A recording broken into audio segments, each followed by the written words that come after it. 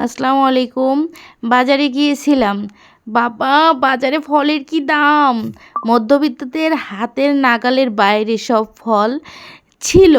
But এখন একটু, একটু মধ্যবিত্তদের হাতের নাগালে ফলগুলো আসতেছে। রমজান মাস তো অবশ্যই সবাই একটু চাবে হালকা পাতলা ফল খেতে।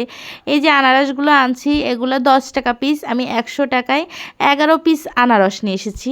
এদিকে আপনার ৳১০০ য় ৩ কেজি খিরাই নিয়ে আসছিলাম, মানে শসা। এদিকে এই তরমুজটা নিয়ে এসেছি। বাবা, তরমুজের গায়ে তো হাত দেওয়ার কোনো কায়দাই নেই। তরমুজ একেবারে ফুল আগুন। ওই তরমুজটা আমার কাছে ৳২৪০ বলেছিল। আমি ৳১৮০ দাম বলে দাঁড়িয়েছিলাম। মানে গাড়ির জন্য দাঁড়িয়েছিলাম, তরমুজের জন্য না। তারপর উনি তো দিবেই না। আমি বললাম ১৮০ হলে নিব, না হলে নিব না। উনি ১০, ২০, ৩০ এভাবে কমাতেই আছে। কিন্তু আমি বললাম ওই ১৮০ তো ৮০। লাস্টে উনি বাধ্য হয়ে ৳১৮০ তরমুজটা দিয়েছে। আল্লাহর রহমতে তরমুজটা অনেক ভালো হয়েছে। এদিকে ২ কেজি পেয়ারা নিয়ে আসছিলাম ৳১৩০ দিয়ে। মোটামুটি ৩-৪ রকমের ফল আজকে বাজার থেকে কিনলাম।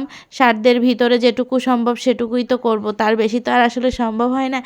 এদিকে একটু আপেল নিতে চাইছিলাম কিন্তু সময় পাইনি। আগের দিন আমি আপেল কিনে নিয়ে আসছিলাম ৳৩৫০ করে। আজকে আপেলের কেজি ছিল ৳২৮০। অলরেডি ১০ রমজান শেষ।